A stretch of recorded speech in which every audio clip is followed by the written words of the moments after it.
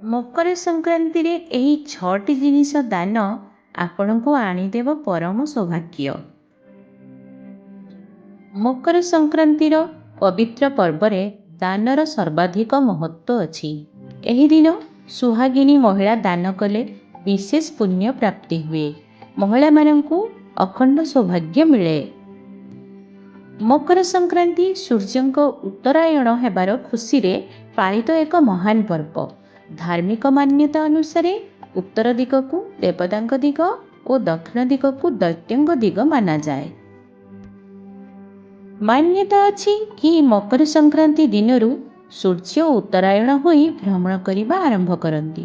ଏଥିପାଇଁ ଏହି ଦିନକୁ ଧାର୍ମିକ ମାନ୍ୟତାରେ ବହୁତ ଖାସ୍ ବୋଲି ମାନନ୍ତି। ଏହି ଦିନ ଦେବତାଙ୍କ ଦ୍ୱାର ଖୋଲିଯାଏ। ସେଥିପାଇଁ କୁହାଯାଏ କି ଏହି ଦିନ କରିଥିବା ଦାନର ପୁଣ୍ୟ ଜୀବନରେ ସୁଖ ସମୃଦ୍ଧି ଆଣିଥାଏ। ଏହି ପୁଣ୍ୟ କେବଳ ଏହି ଜନ୍ମ ପାଇଁ ନୁହେଁ ବରଂ ଜନ୍ମ ଜନ୍ମ ଧରି ମିଳିଥାଏ। ତେବେ ଆସନ୍ତୁ ଜାଣିବା ମକର ସଂକ୍ରାନ୍ତି ଦିନ କେଉଁ ଜିନିଷ ଦାନ କରିବା ଉଚିତ ଯାହାଦ୍ୱାରା ସୁଖ ସମୃଦ୍ଧି ପ୍ରାପ୍ତ ହେବ। 1. ରାଶି, ଆମେ ଯାହାକୁ ତିଳ କହୁ, ରାଶି ଦାନ। ମକର ସଂକ୍ରାନ୍ତି ଦିନ ରାଶି ଦାନର ମହତ୍ତ୍ୱ ବହୁତ। ଏହି ଦିନ ରାଶି ଦାନ ସହିତ ହିଁ ଭଗବାନ ବିଷ୍ଣୁ, ସୂର୍ଯ୍ୟ ଓ ଶନିଦେବଙ୍କୁ ରାଶି ଅର୍ପଣ କରି ପୂଜା କରାଯାଏ। ଏହା ସହିତ ବ୍ରାହ୍ମଣଙ୍କୁ ରାଶିରୁ ତିଆରି ଜିନିଷ ଦାନ କରିବା ବହୁତ ଶୁଭ ବୋଲି ବିଶ୍ୱାସ କରାଯାଏ। କଥା ଅଛି ଶନିଦେବ ନିଜର କ୍ରୋଧିତ ପିତା ସୂର୍ଯ୍ୟଦେବଙ୍କୁ ପୂଜା କରିବା ପାଇଁ କଳା ରାଶି ପ୍ରୟୋଗ କରିଥିଲେ। ଏହାଦ୍ୱାରା ପ୍ରସନ୍ନ ହୋଇ ସୂର୍ଯ୍ୟଦେବ ବରଦାନ ଦେଇଥିଲେ କି ଯେବେ ସେ ମକର ରାଶିରେ ଆସିବେ ରାଶି ଅର୍ପଣ କରି ତାଙ୍କୁ ପୂଜା କଲେ ଓ ରାଶି ଦାନ କଲେ ସେ ବହୁତ ପ୍ରସନ୍ନ ହେବେ। ଏହି ଦିନ ରାଶି ଦାନ କଲେ ଶନି ଦୋଷ ମଧ୍ୟ ଦୂର ହୋଇଥାଏ। 2. ଗୁଡ଼ ଦାନ। ଶାସ୍ତ୍ର ଅନୁସାରେ ଗୁଡ଼କୁ ଗୁରୁଙ୍କ ପ୍ରିୟ ବସ୍ତୁ ବୋଲି ମାନାଯାଇଛି। ଏହି ବର୍ଷ ସୋମବାର ମକର ସଂକ୍ରାନ୍ତି ପଡ଼ିଛି। ଏହି ଦିନ ଗୁଡ଼ ଦାନ ଅବଶ୍ୟ କରନ୍ତୁ। କିଛି ମାତ୍ରାରେ ଗୁଡ଼ ଆମେ ସମସ୍ତେ ଖାଇବା ଉଚିତ। ଏହାଦ୍ୱାରା ଶନି, ଗୁରୁ ଓ ସୂର୍ଯ୍ୟଙ୍କ ଦୋଷ ଦୂର ହୁଏ। ଏହି ତିନି ଦେବତା ପ୍ରସନ୍ନ ହୁଅନ୍ତି।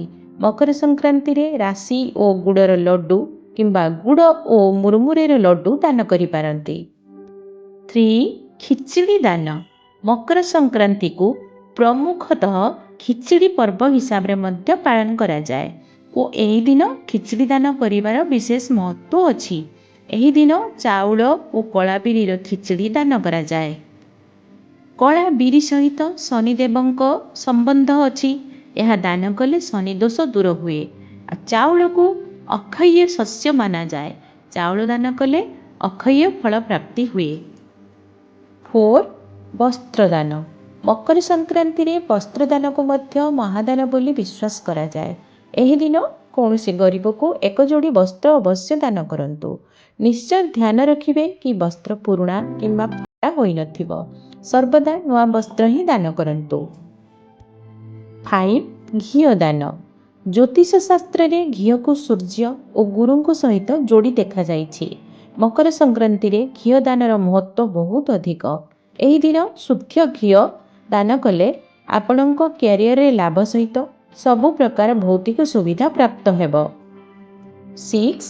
ମହିଳାମାନେ ମକର ସଂକ୍ରାନ୍ତି ଦିନ କଳା ରାଶି, ଗୁଡ଼ ଓ ଖିଚିଡ଼ି ବ୍ୟତୀତ 13ଟି ଶୃଙ୍ଗାର ବସ୍ତୁ 13 ଜଣ ମହିଳାଙ୍କୁ ଦାନ କରନ୍ତୁ।